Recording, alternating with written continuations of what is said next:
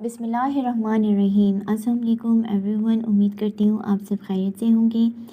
Welcome to all of you to our YouTube channel that is the desert rose سائیکس۔ میرا نام فریال ظفر ہے، I am a lecturer in psychology. Today we will discuss about romanticism.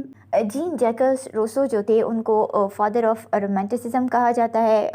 Followers of romanticism stress the uniqueness of every person and values much more irrationality than rationality۔ اچھا، پھر انہوں نے rational اور irrational کا جو ہے تو وہ کانسیپٹ دیا تھا، یعنی یہ irrational پہ بات کرتے تھے، ریشنالٹی کا کانسیپٹ نہیں تھا۔ وہ کہتے تھے کہ ہر انسان اپنی اسکلس میں جو ہے تو وہ یونیک ہے، اور irrationality یعنی نیچر پہ، ایموشنس پہ، فیلنگس پہ، ان چیزوں پہ انہوں نے بات کی تھی۔ According to the romanticism human possess wide variety of irrational feelings as it's mentioned کہ ایموشنس، فیلنگس اینڈ تھاٹس، تو ان چیزوں پہ کام کرتے تھے۔ وہ کہتے تھے کہ ہر انسان یونیک ہے، ہر انسان کی جو irrational فیلنگز ہیں وہ بھی اسی طرح یونیک ہوتی ہیں۔ People can and should trust their own natural impulse as guide for the living.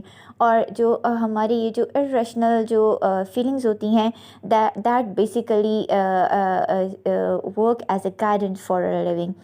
Philosophers of the Romanticism believe that rational thoughts had often led human astray in search for the vivid info۔ یعنی جو بھی rational thoughts ہوتی ہیں، rationality جو ہوتی ہے وہ انسان کو ایک clear information نہیں دیتی، جتنا انسان کو جو ہے تو وہ ان کے جو irrational feelings ہوتی ہے یہ ایک actual guide of living ہے، اور وہ ان چیزوں پر rely کرتے تھے رومانٹسزم والے۔ جین جیکس روسو کہتے تھے کہ human nature is basically good and that best society is the one in which the people subjugate their individual will to the general will۔ انہوں نے پھر will کی بات کی تھی، موٹیویشن کی بات کی تھی، جنرل will اور انڈیویجول will کی بات کی تھی کہ اگر ایک سوسائٹی ہارمنی کے ساتھ رہتی ہے تو وہ سوسائٹی میں پھر ایک سوسائٹی کہتے ہیں کہ تب چلتی ہے جب اس میں ہر ایک کی ول کو کنسیڈر کیا جائے اور ہارمنی سے وہ لوگ رہیں۔ تو یعنی اگر ہم ایک انڈیویجول کو دیکھیں گے تو آئی تھنک ان کا یہ کہنا تھا کہ مطلب انڈیویجول ول کو اگر ہم سبجوگیٹ کر کے اس کو ایک جنرل ول بنا لیں تو یہ جو ہے تو وہ it leads us towards harmony with the fellow humans.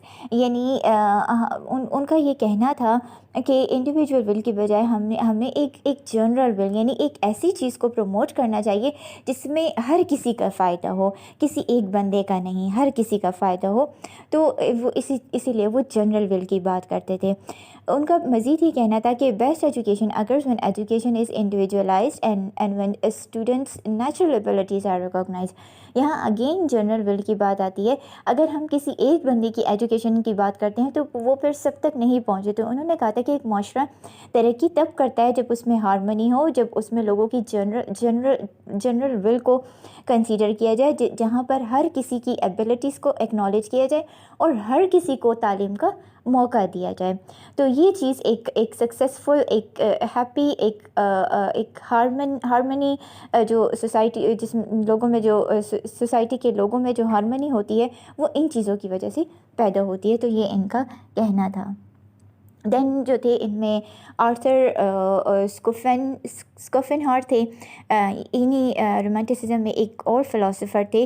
انہوں نے کہا تھا کہ he believe that the will to survive is the most powerful human motive. انہوں نے اگین ول پہ بات کی تھی۔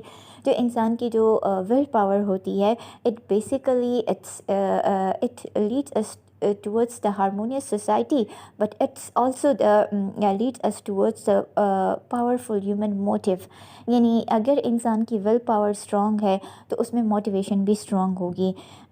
Life is characterise by the cycle of need and need satisfaction and need satisfaction simply postpone the death. یعنی ان کا کہنا تھا کہ یہ جو انسان کی جو ول پاور ہے یہ اس کو موٹیویٹ کرتی ہے towards the satisfaction of their needs, اور جتنی انسان ایک نیڈ کو سیٹسفائی کرتا ہے تو وہ پھر اگر ہم میزلو کی ہائرارکی آف نیڈس کو دیکھیں تو ایک نیڈ سیٹسفائی ہوتی ہے تو پھر دوسری آتی ہے، پھر دوسری آتی ہے، اور اینڈ پہ سیلف ایکچولائزیشن کی نیڈ آتی ہے۔ تو اس سے کیا ہوتا ہے کہ جتنی ول پاور ہوگی اتنی موٹیویشن اسٹرانگ ہوگی، تو اتنی ہی ان میں جو ہے تو وہ ڈی موٹیویشن یا زندگی سے بیزاری کی جو سوچ ہے या डिससेटिस्फेक्शन जो होगी वो उनमें कम होगी, वो लेथार्जिक या वो डिसअपॉइंट नहीं होंगे।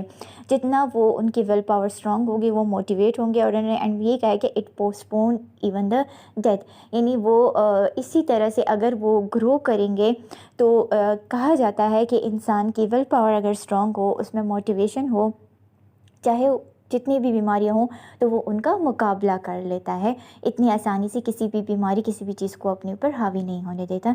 तो ये इनके कॉन्सेप्ट थे जनरल विल, इंडिविजुअल विल और नीड सेटिस्फेक्शन के बारे में।